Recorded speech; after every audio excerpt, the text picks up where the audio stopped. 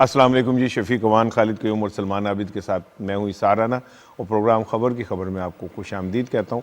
आज जुम्मतुल मुबारक है, रहमत और बरकतों का दिन है। हमारी दुआ है कि अल्लाह ताला आज के दिन आपको अपनी अमान में रखे और ढेरों आपके लिए अच्छी ख़बरें लेके आए। अल्लाह ताला आपको अपनी रहमत के साए में रखे और पाकिस्तान के लिए ये दिन बड़ा मुबारक साबित हो।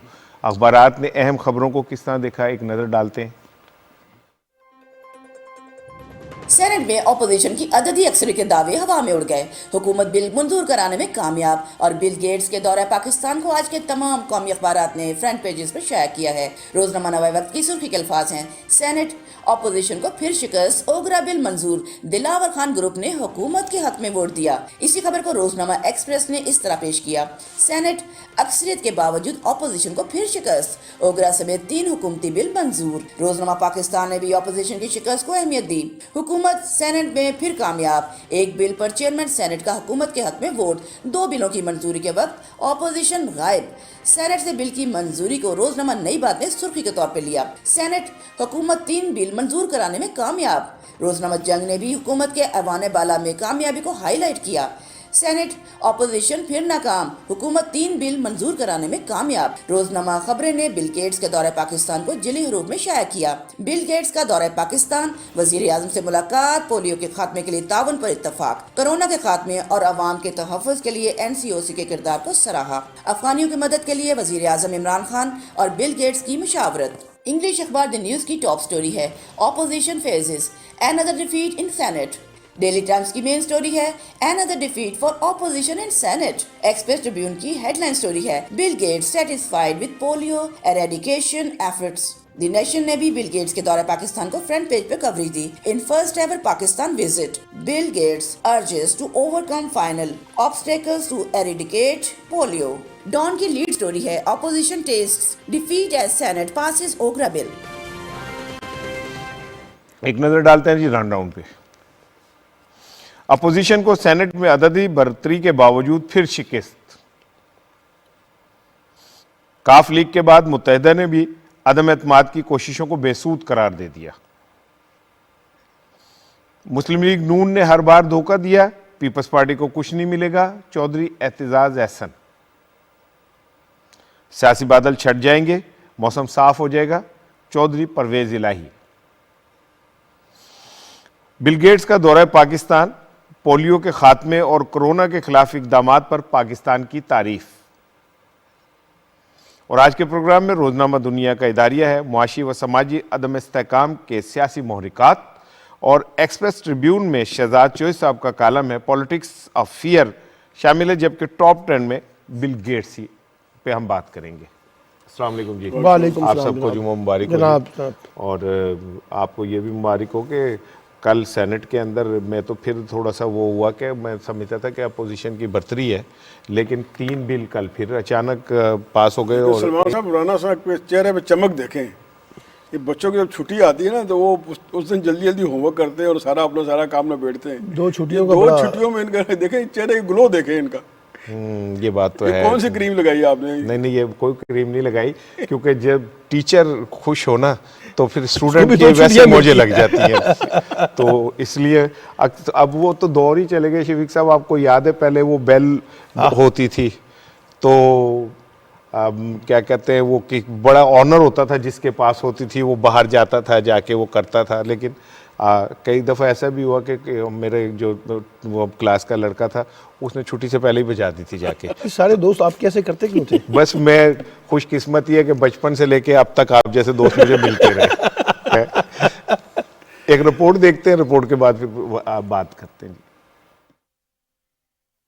सेनेट में अक्सरियत के दावेदार अपोजिशन को एक बार फिर बुरी तरह शिकस्त हुई। हुकूमत ने 2 बिल मंजूर करा लिए। चेयरमैन सेनेट सादिक संजरानी की ज़ेर सदारत इजलास हुआ। हुकूमत ने ऐवानों से oil and gas authority regulatory authority ordinance तरमीमी बिल 2002 और allied health professional council bill 2022 मंजूर करा लिया। Allied health professional council bill 2022 ऐवान में वजीर मुमलिकत अली मोहम्मद खान ने मंजूरी के लिए पेश किया, तो अपोजिशन के मुतालबे पर चेयरमैन सेनेट ने वोटिंग कराई, जिस पर अपोजिशन को शिकस्त का सामना करना पड़ा। ऐवान में आलमी यौम ख़वातीन के हवाले से सेनेट में करारदाद मुत्तफिका तौर पर मंजूर की गई। करारदाद सेनेटर सिमी अजीदी ने पेश की, जिसके बाद सेनेट इजलास गैर मुइना मुद्दत तक के लिए मुलतवी कर दिया गया।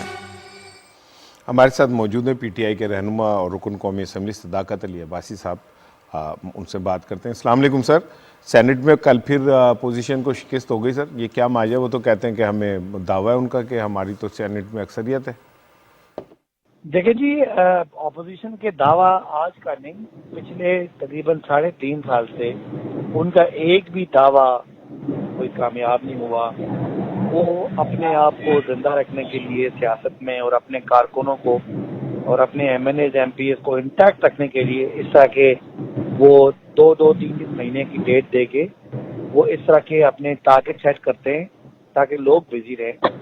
अदरवाइज इसी तरह असेंबली में ये जो वो दावा करते हैं कि उन्होंने हमारे खिलाफ अदम एतमाद लानी है, अदम एतमाद लाने वाले को 172 अरकान शो, आज तक जितनी उनकी स्ट्रेंथ है कभी वो पूरी शो नहीं हुई। तो बस ये ऐसी दिल के बहलाने को गालिब ख्याल अच्छा है। अच्छा जी, ये बताइएगा कल 2 बिल पे अपोजिशन जो थी वो ऐवान से ही चली गई, को अंदर खाते मुझे लगता है आपको सपोर्ट करते हैं ये लोग जो चले गए, आपको मैदान खुला मिल गया, खाली मिल गया। नहीं, बेसिकली ये एक दूसरे को क्रेडिट नहीं देना चाह रहे। इनका मसला ये है कि ये हमारे साथ भी मुकाबला करते हैं और इनका आपस में भी मुकाबला है, इसलिए कभी ये कामयाब नहीं हो सकते। ये एक दूसरे को अंदर से तस्लीम नहीं करते। ये they do opposition for opposition. Government, इनको पता है कि गवर्नमेंट की ऑपोजिशन उनके बस की बात नहीं है, तो ये एक आप समझ लें कि उनके लिए ये एक नामुमकिन सी बात है और ये एक दूसरे को चाहते हैं कि उनको क्रेडिट ना मिल जाए किसी काम का। लिहाजा हमारे लिए गवर्नेंस इशू है, हमारे लिए इकोनॉमी इशू है, हमारे लिए महंगाई इशू है, हमारे लिए ऑपोजिशन ना कभी इशू था और ना आइंदा दिनों में होगा। अच्छा सर, एक बड़ी डिबेट चल रही है मीडिया पे कि जो एंकर्स हैं, एनालिस्ट हैं, वो सहाफ़त के नाम पे लोगों के किरदार पे उंगलियां उठाते हैं। आप इसे किस नज़र से देखते हैं? देखें, ये सारी डिबेट इससे पहले भी चले गैर शायद की आ जाती है सियासत में। ये एक दूसरे का पेट फाड़ने की बातें करते रहे। मोहतरमा बेनज़ीर भुट्टो साहिबा के बारे में, नुसरत भुट्टो साहिबा के बारे में नून लीग ने क्या किया, ये सारा माजी है और माजी से निकल के आगे जाना चाहिए। लेकिन जो पिछले 4-5-6 दिन पहले जो वाक़या हुआ, जिसमें मोहसिन बेग साहब ने एक टीवी शो में बैठ के बड़ी लग गुफ्तगू की एक वफाकी वजीर के बारे में, बड़े पर्सनल, बड़े घटिया मतलब उस पे इल्जामात लगाए।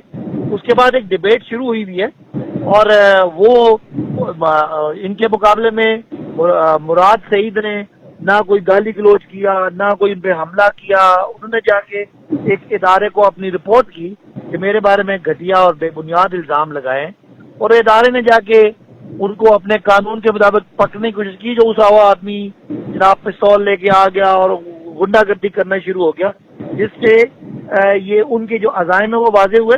और हम समझते हैं कि ये ठीक है, गैर शाइस्तगी नहीं होनी चाहिए, लेकिन ये जो मीडिया की आज़ादी के पीछे छुप के एक खास एजेंडे पे काम करना, गुजरा के बारे में लग गुफ्तगू करना, ऐसी खबर मेरा ख्याल है कि वो कुछ टेक्निकल प्रॉब्लम, राब्ता जो है वो मुनक़ता हो गया। शफीक साहब, कल सेनेट के अंदर हम तो ये समझते थे कि वो अक्सरियत है और वो तो अदम एतमाद की भी, वो तो अपने घर में जहाँ उनका दावा है वहाँ से हार गए। देखिए, सेनेट में इनकी मुसलसल 5वीं-6ठी शिकस्त है। पहला हुआ जब कि उन्होंने अदम एतमाद किया मुत्तहिदा अपोजिशन ने चेयरमैन के खिलाफ, वहाँ उन्हें डिफीट हुई। फिर उन्हें जनाब तब डिफीट हुई जब अपना इन्होंने ये लास्ट जो बिल हुआ उस पर डिफीट हुई। वो तो बड़ा कह रहे थे कि हम स्टेट बैंक का कानून पास ही नहीं होने देंगे, बिल पास ही नहीं होने देंगे, बड़े वो तैयारियां करके आए थे, लेकिन वहाँ पे उन्हें शिकस्त का मुंह देखना पड़ा। फिर अब जो कल हुआ है उसमें देखें, आप बात कर रहे हैं अदम एतमाद की, आप बात कर रहे हैं 170-80 वोटों की और बात कर रहे हैं कि हम जी अपना 172 वोटों की, कह रहे हैं कि हमने हुकूमत को गिरा देना है। और हाल ये है कि आपके सेनेट में जो आपकी अददी अक्सरियत है, यानी अपोजिशन इस वक्त मेजॉरिटी में है सेनेट में, और उसमें वो अपने बंदे पूरे नहीं कर सकी। यानी उसको तो चलो डिफीट तो छोड़ देना, डिफीट तो एक गलत चीज़ होती है, वो जो बंदे वो उनके पूरे नहीं आए और अब आगे क्या करेंगे वो। अब ये इनका हाल देखें, पहले अपनी स्ट्रेंथ पूरी करें, पहले अपना घर अपना दुरुस्त करें, फिर आगे जाएं। लेकिन दावे इनके हैं कि हम ये अदम एतमाद देंगे, हम ये कर देंगे, हम वो कर देंगे, और अपनी जो उनकी बची खुची स्ट्रेंथ है वही पूरी। उसमें होता क्या है देखें, जो वोटिंग हुई उसमें वोटिंग बराबर हो गई और चेयरमैन सेनेट ने अपना कास्टिंग वोट इस्तेमाल किया, लेकिन उससे हटके देखें कि इनकी अपनी स्ट्रेंथ जो है, जो लेजिटिमाइड स्ट्रेंथ है, वो बैठे रहे कैफेटेरिया में बैठे रहे, वो बाहर लॉबी में बैठे रहे और वो आए ही नहीं। अब इससे बड़ा अपोजिशन के जो बीच में डिवीजन है वो देखें क्या है। और बात ने बिल्कुल ठीक कहा कि क्रेडिट लेना चाहते हैं। मुस्लिम लीग नून ये नहीं चाहती कि क्रेडिट पीपल्स पार्टी ले जाए, और पीपल्स पार्टी ये नहीं चाहती कि क्रेडिट मुस्लिम लीग नून ले जाए, क्योंकि दोनों एक दूसरे की नफ़ी है, एक दूसरे का तजाद है। और वरना फजल मान साहब बीच में जनाब वो बस खिलौना बने हुए हैं, वो अपना डुगडुगी बजा रहे हैं, लेकिन वो दोनों जो हैं इनके जो तमाशा कर रहे हैं, दोनों नाचने वाले वो अलग अलग डांस कर रहे हैं।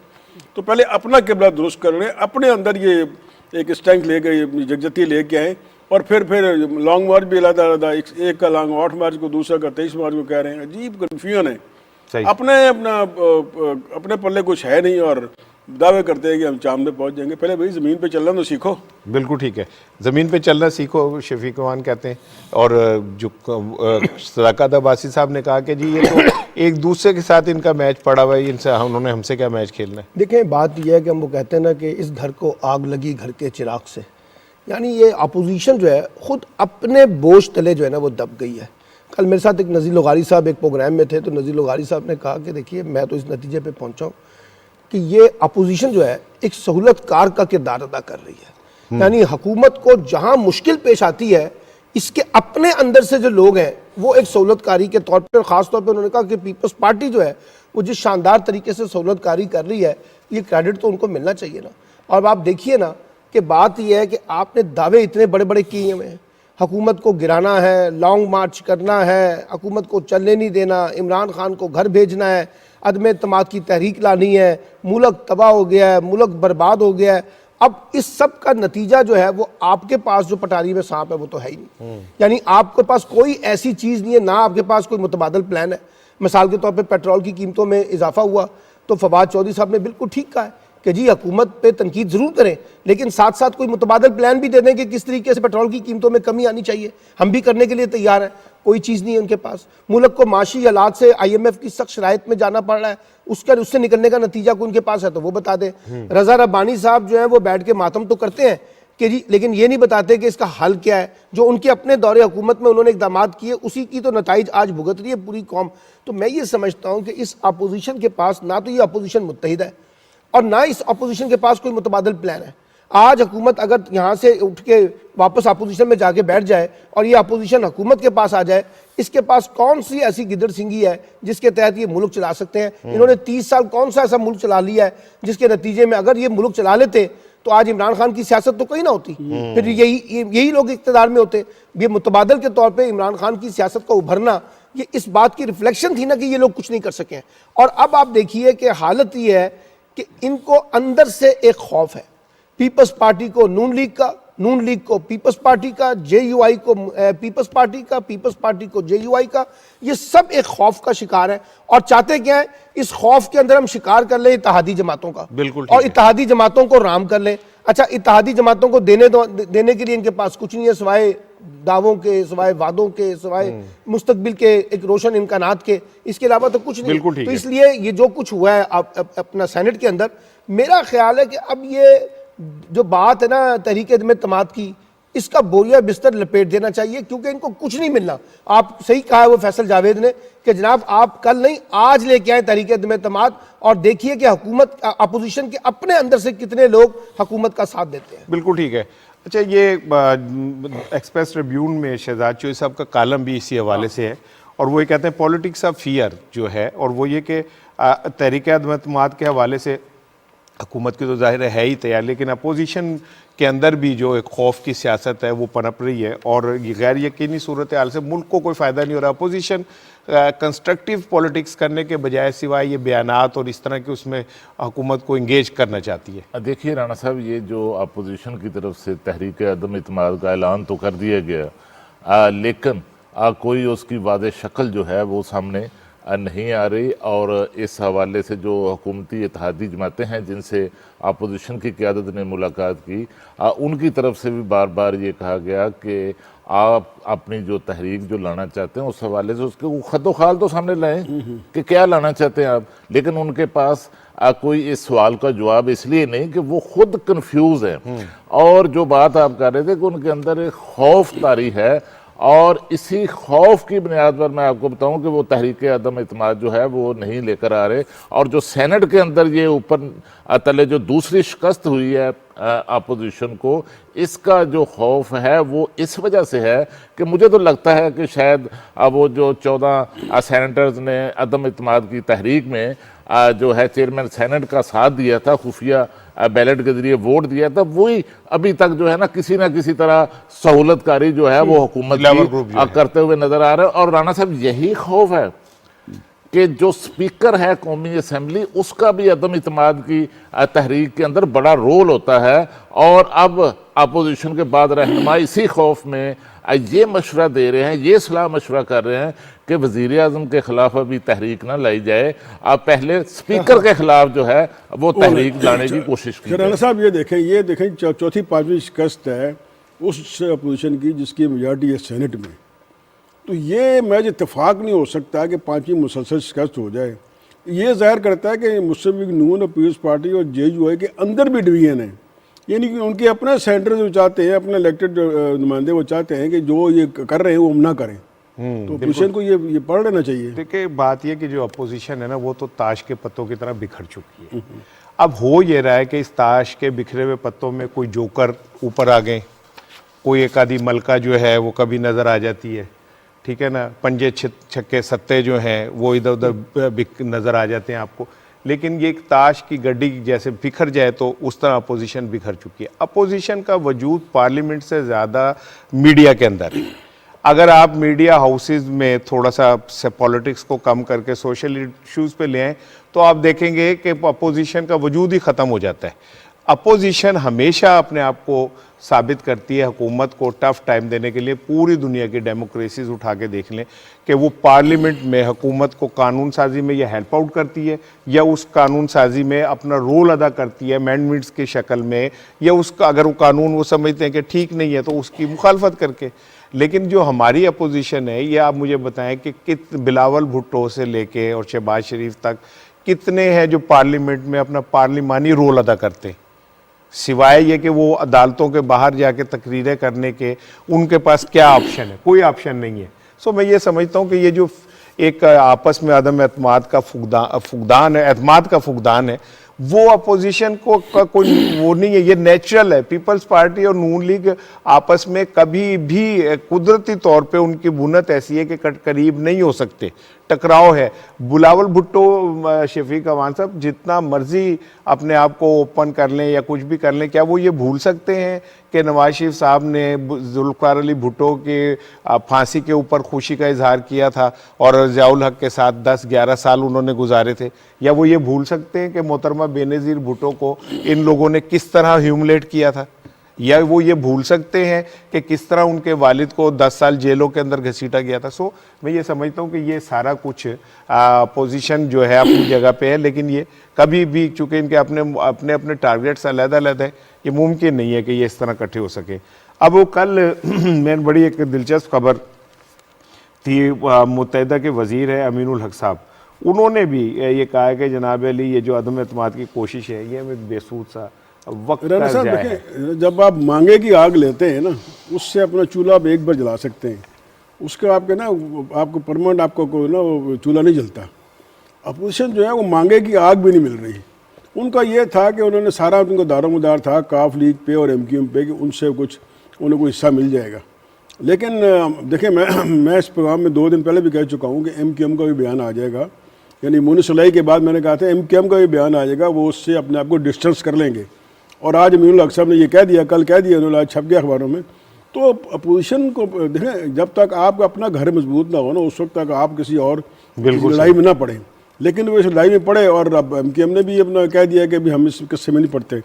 फिर परवेज़ इलाही साहब ने फरजान मुनीस उन्होंने भी कह दिया। अब इनकी स्ट्रेटजी क्या होगी? सेनेट में शिकस्त के बाद तो मुझे जो लगता है कि ये जो प्राइम मिनिस्टर के खिलाफ जो अदम एतमाद की कह रहे हैं, खबरें भी ऐसी आ रही कि ये अपने आप को इसको नहीं पेश करेंगे कि हम वसी तर मफाद में या कोई ऐसा, जैसे सलमान साहब ने कहा कि ये अपने उस तरफ आएंगे अपना स्पीकर के खिलाफ, यानी हो सकता है स्पीकर के खिलाफ टेस्ट केस बना दें कि भाई ये किसमें क्या होता है। और स्पीकर के खिलाफ शिकस्त में अदम एतमाद में शिकस्त के बाद मेरा ख्याल है इनका जो अदम एतमाद का कीड़ा ना खुद ही मर जाएगा। बिल्कुल ठीक, और अब इत्तेहादी भी आवाज़ें उठाने लगे हैं, और जिस पे ये तकिया करते थे और काफ लीग MKM अब खुद, और फिर इनके अंदर जैसे मैंने पहले कहा ना आपको कि भाई कोई एक ऐसी चीज़ है कि 5वीं 6ठी बार सेनेट में शिकस्त हो रही है उनको, तो यही हाल उनका वहाँ पे होगा। अपना घर दुरुस्त करें, 1.5 साल रह गए, सवा साल रह गए, अपने अगले इलेक्शन की तैयारी करें। इस किस्म के चोचों से बात आ जाए, ठीक है आप मीडिया को अटैक करते हैं, आवाम को अटैक करते हैं, लेकिन आवाम भी अब आपके इनके कंडों से ना तंग आ गए। कुछ अपोजिशन तो अल्टरनेटिव बयानियाँ देती है ना, अल्टरनेटिव सिस्टम देती है। अब इनका सारा 7 से 12 तक क्या है कि हमारे लीडर चोर नहीं है, यानी आप जिसको सुप्रीम कोर्ट ने डिक्लेयर किया हुआ उनका सारा बयानिया होता है हमारे लीडर चोर नहीं। आप तो अल्टरनेटिव बयान देना, बयानियाँ दें, शेडो गवर्नमेंट बनाएं, गवर्नमेंट को बताएं आपने ये गलत किया, इसका ये सोल्यूशन है।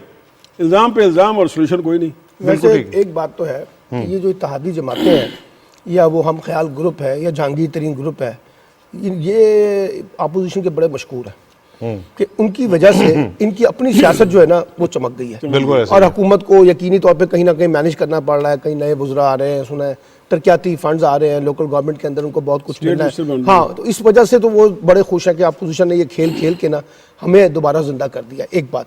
दूसरी बात यह कि इत्तेहादी जमातों को एक बात का अंदाज़ा हो चुका है कि ये अंदर से खोखला मसाला है, इसके अंदर है कुछ नहीं, और इसके अंदर अगर कुछ होता तो फिर हम कुछ सोचते। उनको पता है कि ये तो अपने अंदर ही मुत्तहिद नहीं है, तो इन्होंने हमें क्या लेके चलना है, लेकिन उन्होंने इनको ट्रक की बत्ती के पीछे लगा के हुकूमत से अपने नंबर ठीक कर लिए हैं। एक बात तो ये है। अब मैं कल मरियम नवाज का एक बयान सुन रहा था, अब वो कह रही थी वज़ीर आज़म इमरान खान साहब हम आपको लंदन भागने नहीं देंगे। अब जरा अंदाजा लगाइए कौन कह रहा है, जिसके अपने वालिद जो है वो लंदन भागे हुए हैं, जिसके अपने भाई लंदन भागे हुए हैं, जिसके अपने कजन लंदन भागे हुए हैं, और वो पाकिस्तान आने से इंकारी हैं। वो वज़ीर आज़म को कह रही है कि हम आपको लंदन भागने नहीं देंगे। वो वाकई ख्वाजा आसिफ ने सही कहा था ना, कुछ शर्म होती है, कोई हया होती है। हमारे सियासतदानों की हालत देखें कि उनको अंदाजा नहीं होता कि हम बयान क्या दे रहे हैं। यानी आपको इतना ही शौक है तो जरा अपने वालिद को तो बुला ले जो 8 हफ्ते की दवाई लेने गए थे, अभी तक वापस नहीं आए।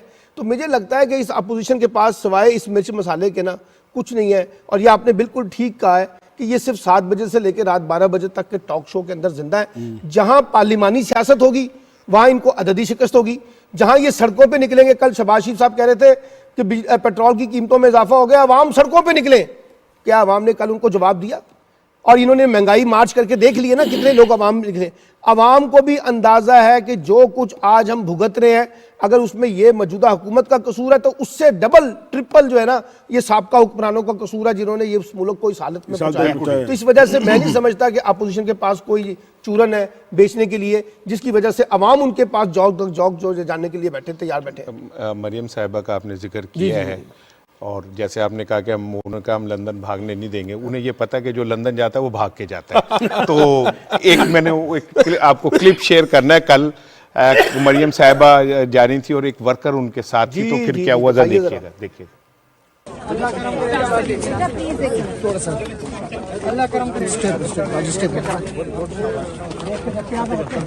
आप लोग प्लीज चलते जाइए, आगे चलो यार, पीछे बाजी क्या कर रहे हो, बाहर निकलो ना, बाहर निकलो।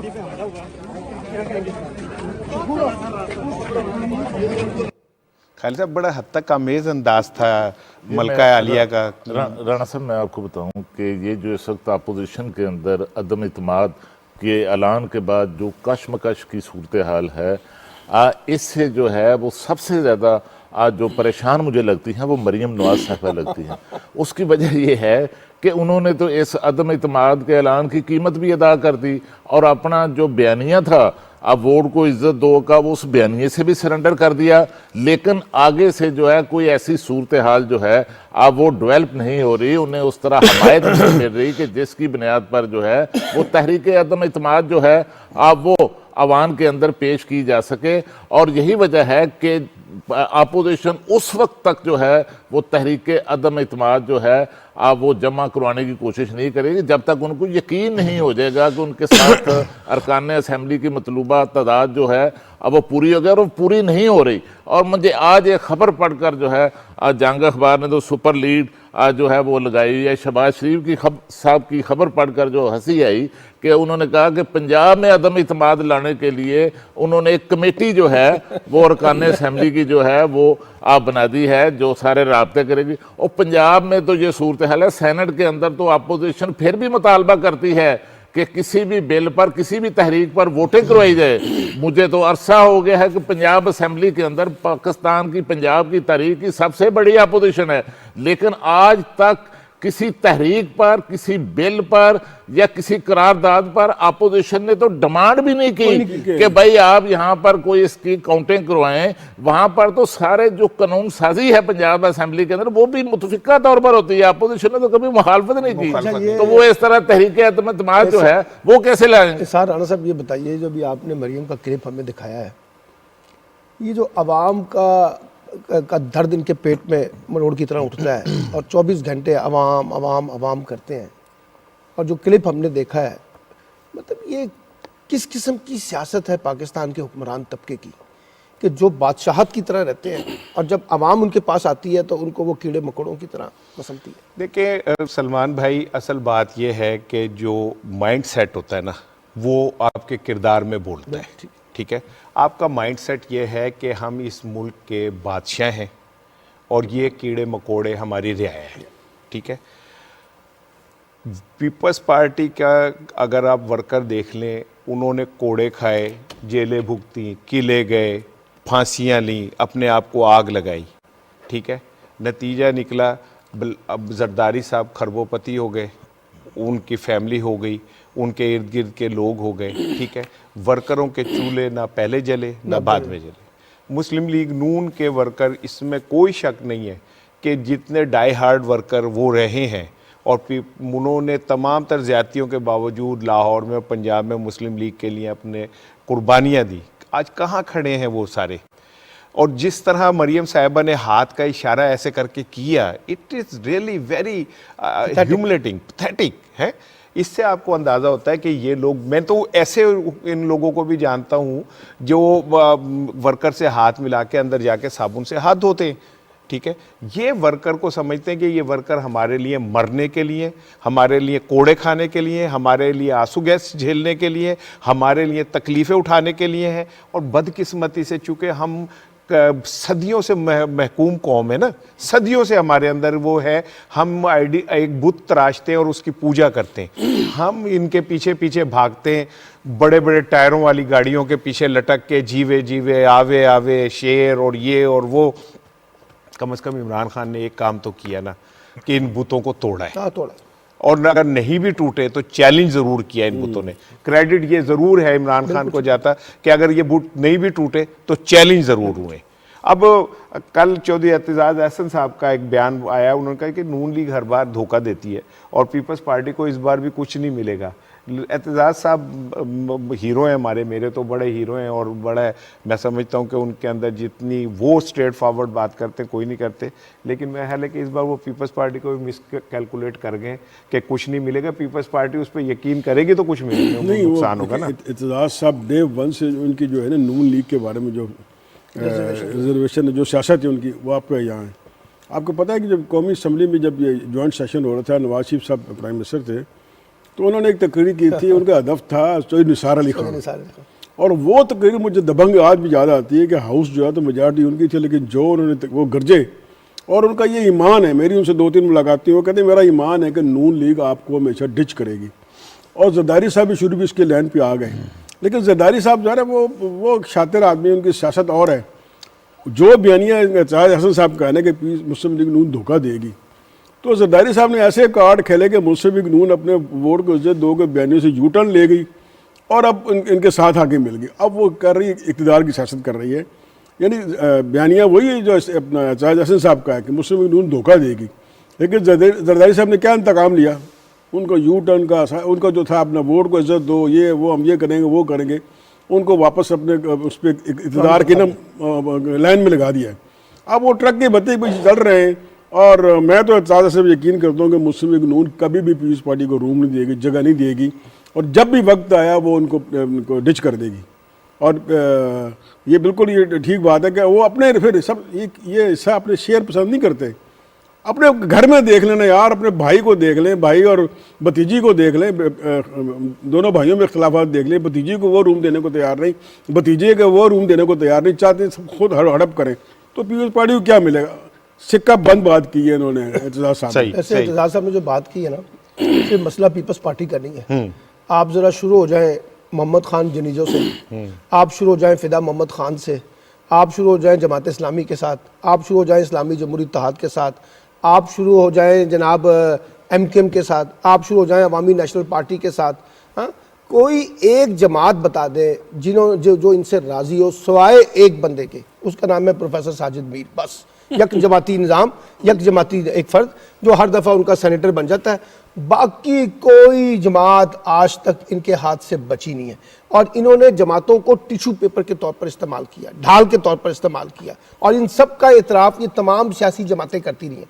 पीपल्स पार्टी के साथ तो जो सलूक PMLN ने किया, ना सिर्फ उनको उनके खिलाफ प्रोपेगेंडा कैंपेन चलाई, उनको अताब का निशाना बनाया, उनको पाकिस्तान दुश्मन करार दिया, बेनज़ीर भुट्टो के साथ जो कुछ हुआ, नुसरत भुट्टो के साथ जो कुछ हुआ, बिलावल के साथ ये जो कुछ करते रहे। मेरा मतलब है कि PMLN जो है वो उसकी ये अप्रोच ही नहीं है कि वो लोगों को साथ लेके चल सके। हाँ, अलबत्ता जब मुसीबत में होंगे तो वो 14 साल के बाद मुस्लिम लीग काफ के घर भी पहुंच जाएंगे, जब वो मुसीबत में होंगे तो जमात इस्लामी के घर भी पहुंच जाएंगे, जब वो मुसीबत में होंगे तो पीपल्स पार्टी के पास भी पहुंचेंगे। और याद है आपको, लंदन में बैठ के, आप तो वहां पे थे, वहां पे तय हुआ था कि MKM के साथ आज के बाद कोई जमात इत्तेहाद नहीं करेगी, कोई उनके साथ नहीं बैठेगी। सबसे पहले जो है वो ये लोग भी उसमें जाकर रिच किया। तो इसलिए मेरा ख्याल है कि एतजाज साहब ने बिल्कुल ठीक बात की है, और इनका प्रॉब्लम भी है, ये इस वक्त आइसोलेट हुए हैं और ये समझते हैं कि बाकी जमातों को ढाल बना के हम अपना रास्ता निकालने की कोशिश करें। और जरदारी साहब इतने होशियार हैं, ये जो इन्होंने कहा शफीक अवान साहब ने, उन्होंने जितने बैडली उनका जमहूरी मुकदमा कमज़ोर किया ना, और बता दिया कि भाईजान ये भी इख्तिदार दे, और नहीं भूखे ने जिन्हें बाकी ने। खालिद साहब, जरदारी साहब को ये क्रेडिट तो जाता है, हम ना भी दें तो आप तो दें, ठीक है, कि उन्होंने नून लीग को एक्सपोज तो किया है, और इनके अंदर की जो मुनाफकत की सियासत है उसको भी लेके तो सामने आए हैं। देखिए कि जरदारी साहब को अब भी जो खौफ है वो इमरान खान से नहीं आता, अब भी उनको जो डर है, खौफ है, वो नवाज शरीफ से ही आता है। क्योंकि आज तक देखें कि जितने केसेस जरदारी साहब के खिलाफ बने हैं वो नवाज शरीफ साहब ने हर दौर में, जब वो इख्तिदार में आए तो उन्होंने एक काम जरूर किया शरीफ साहब के, आसिफ अली जरदारी पर केसेस जरूर बनाए। इमरान खान ने तो कोई केस नहीं बनाया।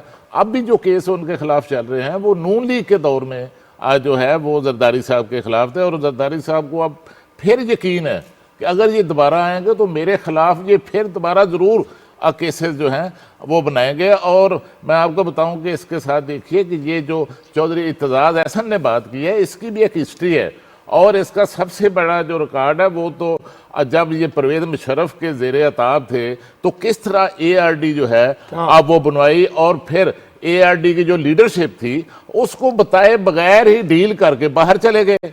और 2015 में क्या हुआ, सबसे बड़ा वाकया जो है जरदारी साहब के साथ जो हाथ किया इन्होंने, कि पहले उनके साथ खुद ही तय किया, और उसके बाद जब जरदारी साहब ने ज़रा खोलकर बड़ी बात कर दी तो उनके साथ जो है उन्होंने जो मीटिंग है 2015 में तयशुदा मीटिंग तो जो थी वज़ीर आज़म उसमें होनी थी, वो मीटिंग ही जो है वो मनसूख कर दी। तो ये मैं आपको बताऊं कि जब नवाज शरीफ 2013 में इक़्तिदार में आए तो जरदारी साहब ने बयान दिया कि वो अब 5 साल में सिर्फ आखिरी साल सियासत करेंगे, नवाज शरीफ साहब के साथ जो है वो तावन करेंगे। उस तावन का सिला उन्होंने ये दे दिया कि उनके साथ तयशुदा जो मुलाकात थी अब वो भी इनकार कर दिया उन्होंने। बिल्कुल ठीक है, एक ब्रेक ले रहे हैं जी, और ब्रेक के बाद आते हैं कि आसिफ अली जरदारी साहब की ज़बान क्यों खुलती है नून लीग के खिलाफ, इसलिए कि नून लीग के दौर में उन्होंने अपनी ज़बान काटी थी। एक ब्रेक लेते हैं जी, ब्रेक के बाद आते हैं।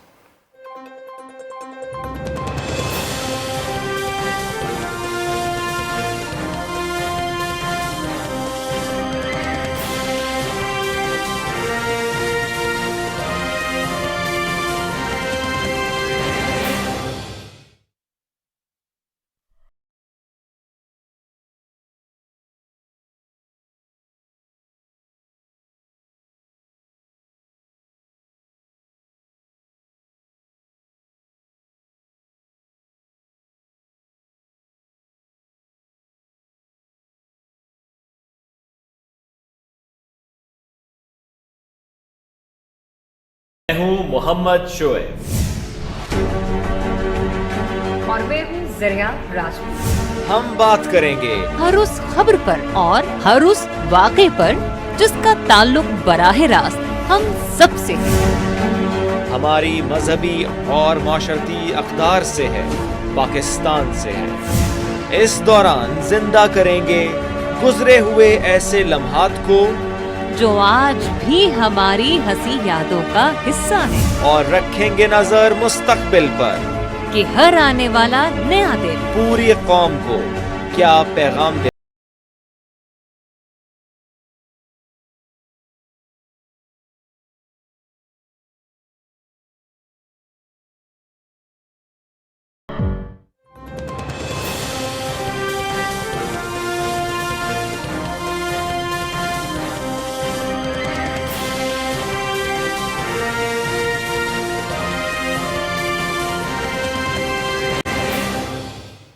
वेलकम बैक जी। और अब हम बात करेंगे बिल गेट्स साहब की पाकिस्तान के दौरे पे हैं और कल उन्होंने सदर साहब से, वज़ीर आज़म साहब से मुलाकात की, उन्हें हिलाल पाकिस्तान का अवार्ड भी दिया गया और कल उन्होंने मुख्तलिफ NCOC के इजलास में भी शिरकत की और उन्होंने बड़ी तारीफ़ की, खराज तहसीन पेश किया पाकिस्तानी हुकाम को जिस तरह उन्होंने कोविड के ख़िलाफ़ मुकाबला किया।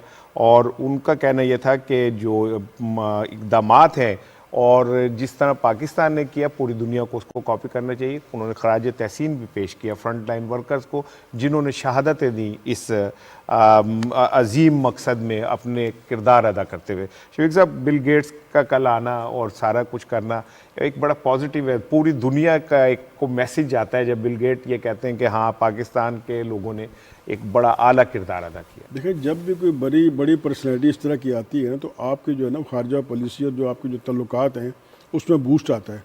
तो आलमी जो इदारे हैं, आलमी कुव्वतें हैं, उनको वो पाकिस्तान पे एतमाद करती हैं कि भाई एक इतना बड़ा बंदा गया, उसको रिसेप्शन तो ज़्यादा हम दे रहे थे, हम तो मेहमान नवाज तो है ही बिल्कुल, लेकिन इसके पॉलिटिकल और डिप्लोमेटिक असरात ये होते हैं कि पूरी दुनिया आपको रिकगनाइज़ करती है कि पाकिस्तान जो है वो जो पहले था, जो अमन मान बाकी मसाइल थे वो नहीं है।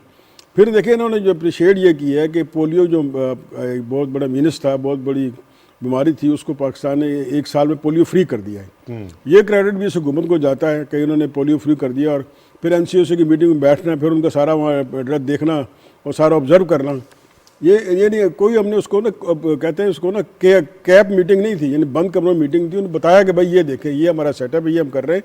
फिर चक सजा में भी गए, उन्होंने एक अपना उसका एक सेंटर का भी दौरा किया और ये अपना हमने ना ये होती है ओपननेस की पॉलिसी कि दुनिया में मैसेज जाता है कि हम ओपन हैं, हम आए, आप देखें आपकी टीमें आ रही हैं, ऑस्ट्रेलिया की टीमें आ रही हैं, इस किस्म की अपने जो होते हैं ना डेलीगेशन आते हैं या अफराद आते हैं, इससे आपको दुनिया का एतमाद बढ़ता है। और देखिए अब आपके मुल्क के और दरवाजे खुलेंगे, क्रिकेट के खुलेंगे, बाकी और लोग आएंगे, तो हमारा जो है ना हम पे एतमाद होगा जो आलमी दुनिया का है। वैसे बिल गेट्स ने सारा साहब नौशीन हामिद साहब हमारे साथ हैं, वो बराह रास्त चूँकि ये देख रही हैं। अस्सलाम वालेकुम डॉक्टर साहिबा। जी वालेकुम अस्सलाम। हम बात कर रहे थे बिल गेट्स साहब के हवाले से, कल उनकी मसरूफियत, उन्होंने खराज तहसीन पेश किया फ्रंट लाइन वर्कर्स को, पोलियो के हवाले से उन्होंने इक़दामात की तारीफ़ की और फिर उन्होंने आज जो PTI हुकूमत तो खास करके इमरान खान साहब का फैसला था स्मार्ट और माइक्रो स्मार्ट लॉकडाउन के हवाले से, उसको भी बड़ा दिलचस्पी से सराहा और कहा कि ये बड़े ज़बरदस्त इक़दामात है। कैसे देखती हैं आप बिल गेट्स की आमद को? जी बिस्मिल्लाहिर्रहमानिर्रहीम। देखिए, प्राइम मिनिस्टर इमरान खान साहब की इनविटेशन के ऊपर बिल गेट्स जो हैं वो पाकिस्तान आए थे और मैं समझती हूँ कि ये पाकिस्तान के लिए पूरी दुनिया में एक बहुत पॉजिटिव मैसेज दिया है। एक तो ये कि उनकी प्रेजेंस से ये हुआ कि पाकिस्तान जो है वो एक पुरअमन मुल्क है और यहाँ पे कोई भी सेलिब्रिटी या कोई इंटरनेशनल फिगर जो है वो बेखौफ व खतर यहाँ आ सकता है। कल उन्होंने एक बड़ा मसरूफ दिन गुजारा बिल गेट्स ने। सुबह उन्होंने पोलियो का जो नेशनल इमरजेंसी ऑपरेशन सेंटर है उसको विजिट किया और उन्होंने पूरी वर्किंग देखी कि किस तरीके से पाकिस्तान पोलियो पे काबू पाने के इक़दाम कर रहा है और अल्हम्दुलिल्लाह उन्होंने इस चीज़ को अप्रिशिएट किया कि पिछले 1 साल से पाकिस्तान में कोई पोलियो का केस जो है वो रिपोर्ट नहीं हुआ है और जो हमारी टीम के एफर्ट्स थे और जो पॉलिसीज थी उन्होंने उसको सराहा।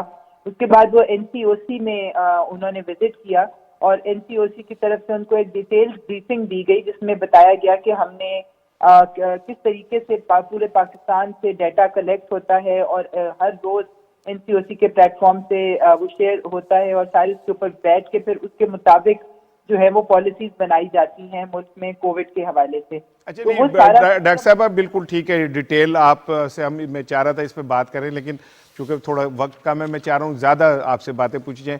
क्या बिल गेट्स साहब ने कुछ और मंसूबे जो हुकूमत के हैं सेहत के हवाले से दीगर, उसमें भी दिलचस्पी का इजहार किया? क्या उनकी जो फाउंडेशन है वो कोई इरादा रखती है पाकिस्तान के साथ मिलकर कुछ चीज़ों पर काम करने का? जी बिल्कुल, देखिए इस वक्त उनका मेन फोकस तो पोलियो था। जो बिल गेट्स है वो पोलियो के ऊपर उनकी मेन तवज्जो थी, मगर वो बिल्कुल हेल्थ केयर सिस्टम के ऊपर और कुछ मजीद उनके प्रोग्राम्स हैं क्लाइमेट चेंज वगैरह के ऊपर। तो मैं समझती हूँ कि इस विजिट के बाद वो जरूर पाकिस्तान को उनमें शामिल करना चाहेंगे, क्योंकि उनको बड़े पॉजिटिव रिस्पॉन्सेज मिले हैं उनके, जो उन्होंने यहाँ पर प्रोग्राम्स ऑलरेडी किए हुए हैं। बहुत शुक्रिया डॉक्टर साहब हमसे बात करने का। सलमान साहब जी, मैं ये कह रहा था कि वैसे बिल गेट्स ने बड़ी ज्यादती की अपोजिशन के साथ, क्योंकि अपोजिशन तो ये बयानिया बना रही थी कि पाकिस्तान की तारीख की सबसे नाकाम तरीन हुकूमत है और इमरान खान हर शोबे में नाकाम है। बिल गेट्स ने आके ये कहा कि पाकिस्तान ने जो कुछ पोलियो के कॉन्टेक्स्ट में किया, कोरोना के कॉन्टेक्स्ट में किया और जो एहसास प्रोग्राम उनका है, ये एक बेहतरीन इनिशिएटिव है। जैसे आपने कहा कि जो स्मार्ट लॉकडाउन वगैरह, अच्छा ये बिल गेट्स का ये जो मैसेज है, ये एक दुनिया में एक वर्ल्ड एम्बेसडर के तौर पे पाकिस्तान का ट्रांसलेट हुआ है, दुनिया में पैगाम गया है।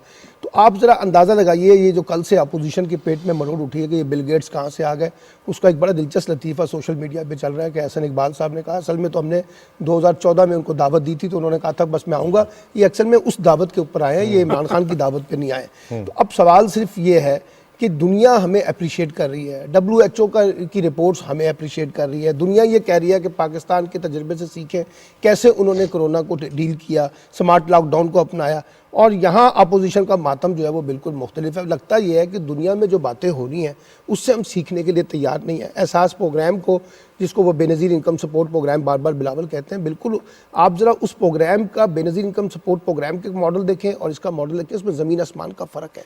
और आप ये देखिए, पहली बार कोई सियासी मुदाखलत नहीं है, ये नादरा के ज़रिए जा रहे हैं, इसमें कोई अरकान असम्बली के जो वहाँ पर आपने देखा ना 17वें ग्रेड के 18वें ग्रेड के लोग जो है वो 19वें ग्रेड के लोग जो हैं वो बेनज़ीर इनकम सपोर्ट प्रोग्राम के बेनिफिशियरी थे माशाल्लाह। यहाँ तो किसी ना MPs को ना MNAs को ना किसी के पास ये इख्तियार है, डायरेक्ट नादरा जो है वो खुद एक्सेस करता है, नादरा ही जाता है, नादरा के जरिए ये दिया जाता है एहसास प्रोग्राम।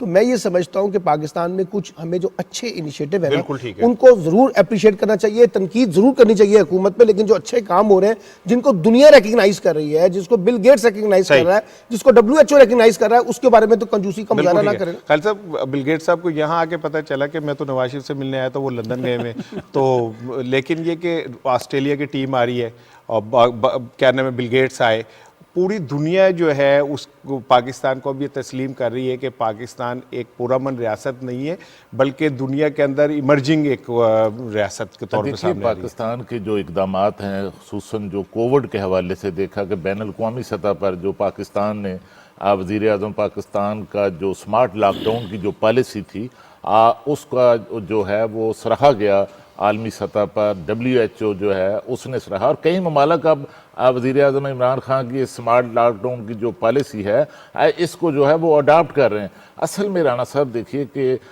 जो बिल गेट्स है उसका पाकिस्तान के अंदर पोलियो के खात्मे में एक बहुत बड़ा एक किरदार है। बदकिस्मती से शफीक साहब, दो ममालिक जो हैं अफगानिस्तान और पाकिस्तान, पूरी दुनिया के अंदर पोलियो ख़त्म हो गया, लेकिन इन दो ममालिक में जो है पोलियो ख़त्म नहीं हो रहा था। और इसमें जो है बिल गेट्स की जो फाउंडेशन है उसका जो है, उसकी असिस्टेंस जो है उसका एक बहुत बड़ा रोल है। और उसके साथ जो हमारे जो वर्कर हैं, जो फ्रंट लाइन वर्कर्स और हमारे जो एहलकार हैं अदारों के, जो अपना पुलिस के, उनकी भी बड़ी कुर्बानियां हैं जिनका इतराफ़ किया गया। प्रोग्राम का वक्त खत्म हो रहा है, लेकिन दारिया है रोजनामा दुनिया का, मैं चाह रहा हूँ छोटे छोटे आपसे इस पर कॉमेंट लें। वो कहते हैं कि मुआशी व समाजी अदम इस्तेकाम के सियासी मुहरक़ात होते हैं और कमज़ोर मुआशी निज़ाम जो है उससे बहुत सारे मसाइल जन्म होते हैं। Your short comment. सर बिल्कुल ये ठीक है, इससे तो जो दिलाई इन्होंने, इसमें आप देखें कि शाह कुरैशी साहब का कल का बयान था कि जो माशी तौर पर कमज़ोर ममालिक होते हैं ना उनकी कोई से होती है ना उनकी कोई सुनता है, तो ये बहुत बड़ा उनका वन लाइनर था। और हमें अपोजिशन को भी ये चाहिए कि वो सब चीज़ें छोड़ के कम से कम जो इकनॉमिक या माशी मामलात हैं उस पर हुकूमत के साथ खड़ी हो, ताकि अगर पाकिस्तान का नाम बनेगा, पाकिस्तान की मैशत बेहतर होगी तो इसमें सबका फ़ायदा होगा, इसमें अपोजिशन का भी फ़ायदा होगा और सब हुकूमत का भी, हम सब का होगा। हमें सबसे इस तवज्जो सब देनी चाहिए कि हम अपनी इकॉनमी बेहतर बनाएं, एक्सपोर्ट बेहतर बनाएं, और उसके लिए अपना हुकूमत अपना कर रही है, पॉलिसियाँ बना रही है। लेकिन जब आप देखें ना 30 साल आप एक मुल्क को इतना रगड़ा दें कि अपने अरबों रुपए के एहसासे बना लें, बार बार हम कह चुके, अब हमें भी शर्म आती है कि कितना एवं का नाम लें, कितना जाती उमरा का नाम लें, कितना अपना बिलावल हाउस का नाम लें, कितना सरे महल का नाम लें, अपने आपके पेट फटने को इतना कुछ आपने खा लिया है, और फिर हमारी जगह सही क्यों नहीं होगी? बिल्कुल जब लोग देखें, जो यूके में लोग हैं बेचारे, वो उनके अब कहते हैं ना कि आपका तो सबका PM यहाँ पे और वो यहाँ पना लिए हुए, और आप बात करते हो कि हमें इमदाद दो, ये करो वो करो। तो जब तक हम माशी तौर मजबूत नहीं होंगे, लेकिन यहाँ तक पहुँचाने वालों की बेखुनी ज़रूरी है। हाँ ठीक है। अच्छा, जो इदारिया की एक अहम बात है वो ये कहते हैं कि मुआशी इस्तेकाम के लिए वसाइल की मुनसिफाना तकसीम जो है वो भी बहुत ज़रूरी है। देखिए ना, वो बुनियादी तौर पे ये कह रहे हैं कि अगर ये वसाइल की मुनसिफाना तकसीम ना हो तो उसके नतीजे में जो महरूमी की सियासत पैदा होती है, उसके नतीजे में जो गैर यकीनी सूरत हाल होती है, उसके नतीजे में इंतहा पसंदी बढ़ती है, उसके नतीजे में जो शिद्दत पसंदी आती है। यानी हमें अपनी पूरी स्ट्रैटेजी जो है ना उसको रिविजिट करना पड़ेगा कि अगर हम अपनी इकनॉमिक पॉलिसीज़ को एक फेयर तरीके से, ट्रांसपेरेंट तरीके से चलाएं तो जो माशरे के महरूम तबके हैं उनको भी उसके अंदर ऑनरशिप जो है ना वो बिल्ड होती है। और यही उन्होंने कहा है कि हमारी रियासत की भी और हुकूमत की जो तरजीहात हैं वो लॉन्ग टर्म बुनियादों के ऊपर होनी चाहिए, शॉर्ट टर्म बुनियादों के साथ साथ हम एक लंबी मनसूबा बंदी करें जिसमें आम आदमी का जो मुकदमा है उसको ज़्यादा से ज़्यादा मजबूत किया। खालिद साहब, शॉर्ट कमेंट कहते हैं मजबूत सियासी और मुआशी इस्लाहात की ज़रूरत है मुआशरे को। देखिए, शहबाज शरीफ साहब अपोजिशन लीडर साहब जो हैं वो इकानमी पर, चार्टर ऑफ इकानमी की जो है उनकी तरफ से आवाज़ सबसे पहले उठी, लेकिन आज तक उन्होंने किसी मामले पर तावन नहीं किया। इंतहाबी इस्लाहात की बात अपोजिशन की तरफ से आई, जब मौका आया तो उसकी मुखालफत की गई। तो जब सिक्योरिटी पॉलिसी का मौका आया तो वहाँ पर जो है इजलास का ही बाइकाट कर दिया। तो मैं समझता हूँ कि अपोजिशन को भी इन मामलात पर जो है अब पूरी तरह कौमी मफाद में तावन करना चाहिए। आज के जी प्रोग्राम का वक्त ख़त्म हो रहा है। जाते जाते एक ख़बर शेयर करनी थी। कल Lahore high court bar association से खिताब करते हुए बिलावल भुट्टो जरदारी साहब ने कहा कि मैं उर्दू बोलते बोलते थक गया हूँ, लिहाजा मैं इंग्लिश में खिताब करूँगा। बिलावल साहब, ये मुल्क उर्दू बोलने वालों का मुल्क है, ये मुल्क उर्दू से मोहब्बत करने वालों का मुल्क है। इस मुल्क की शनाख्त जो है वो उर्दू है। आप कैसे ये उर्दू बोल बोल के थक गए? हम कोई ब्राउन साहिबान को अपने सर पे नहीं बिठाने के लिए लाए। उर्दू बोलने वाले जो है इस मुल्क के असल हुक्मरान हैं, और उर्दू बोलने वालों का एहतराम करना आप सीखें। सलीके से हवाओं में जो खुशबू घोल देते हैं, अभी कुछ लोग बाकी हैं जो उर्दू बोल लेते हैं। कल मंडे को मुलाकात होगी। अपना ख्याल रखिएगा। अस्सलाम वालेकुम।